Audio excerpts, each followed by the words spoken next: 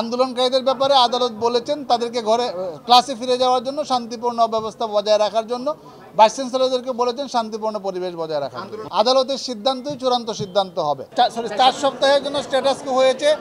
আগামী 7-8 তারিখে আবার এই মামলাটা কজ লিস্টে আসবে এবং এই স্ট্যাটাস কো আদেশ দেওয়ার পর আদালত আরও 2টা নির্দেশনা দিয়েছেন, তিনটা নির্দেশনা দিয়েছেন। একটা হচ্ছে স্টুডেন্টদেরকে, আন্দোলনকারী ছাত্রছাত্রী যারা রয়েছে তাদেরকে ক্লাসে ফিরে যাওয়ার জন্য বলেছেন এবং ভাইস চ্যান্সেলর মহোদয় যারা রয়েছেন তাদেরকে শান্তিপূর্ণ পরিবেশ বজায় রাখার জন্য বলেছেন। আর আন্দোলনকারী শিক্ষার্থীরা এইসিপি যখন হিয়ারিং হবে তারাও আইনজীবীর মাধ্যমে অংশগ্রহণ করতে পারবে। আপনারা জানেন যে এই কোটা সংক্রান্ত বিষয়ে 2018 সালে একটি হাই পাওয়ার তদন্ত কমিটি করা হয়েছিল। হাই পাওয়ার তদন্ত কমিটির মাধ্যমে 2018 সালে কোটা পদ্ধতি বাতিল করা হয়েছিল এবং সেই কোটা পদ্ধতি বাতিলের বিরুদ্ধে মুক্তিযোদ্ধার যারা সন্তান ছিলেন তারা এসে এই মামলাটা রিট পিটিশন দায়ের করেছিলেন। তাদের কথা ছিল, সাবমিশন ছিল যে কোটা পদ্ধতি বাতিল করাটা বেআইনি ছিল এবং হাইকোর্ট ডিভিশন এই রোলটা অ্যাবসলিউট করে মুক্তিযোদ্ধার সন্তানদের পক্ষে এবং কোটা পদ্ধতির পক্ষে রায় দিয়েছে। সেই রায়ের বিরুদ্ধে সরকার পক্ষ বাংলাদেশের অ্যাটর্নি জেনারেল আপিল দায়ের করেছিলেন। নগদের কাছে সব গ্রাহকই প্রিয়, তাই তো সারা দেশে ক্যাশ আউট চার্জ সবচেয়ে কম।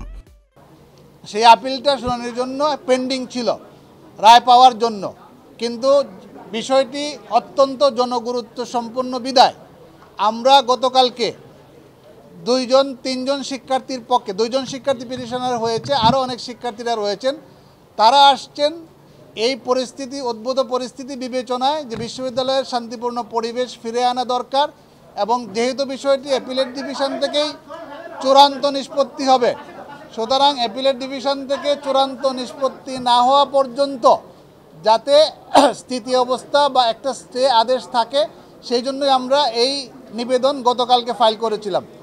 মাননীয় জাজ ইন চেম্বার গতকালকে আজকে এই ম্যাটারটাকে ফুল কোর্টে ফিক্স করে দিয়েছেন। আজকে ফুল কোর্টের মাননীয় প্রধান বিচারপতির নেতৃত্বে সকল বিচারপতিবৃন্দ উপস্থিত ছিলেন।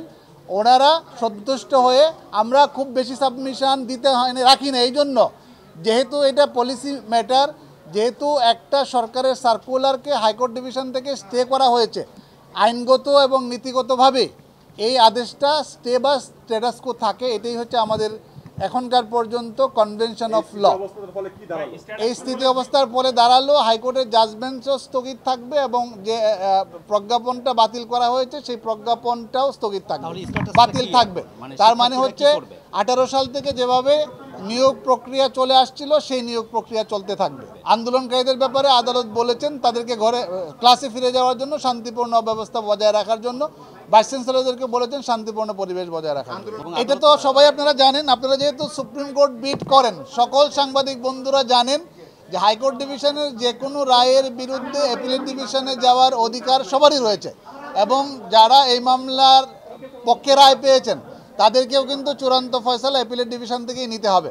অ্যাপিলেট ডিভিশনের আরও একটা ক্ষমতা আছে, সেটা হচ্ছে হাইকোর্ট ডিভিশনের রায় হয় বাতিল করতে পারবেন অথবা চূড়ান্ত বহাল রাখতে পারবেন এবং 104 ধারা অনুযায়ী মাননীয় প্রধান বিচারপতি এটিও বলেছেন যে ওনারা কিন্তু এটাকে সংশোধন করে একটা সংস্কারমূলক নির্দেশনা দিতে পারবেন অথবা আরও হাই পাওয়ার কমিটি গঠন, যে কোনোভাবে অ্যাপিলেট ডিভিশন নির্দেশনা দিতে পারবেন এবং বিষয়টি যেহেতু আদালতে আসছে, এখন আদালতের সিদ্ধান্তই চূড়ান্ত সিদ্ধান্ত হবে।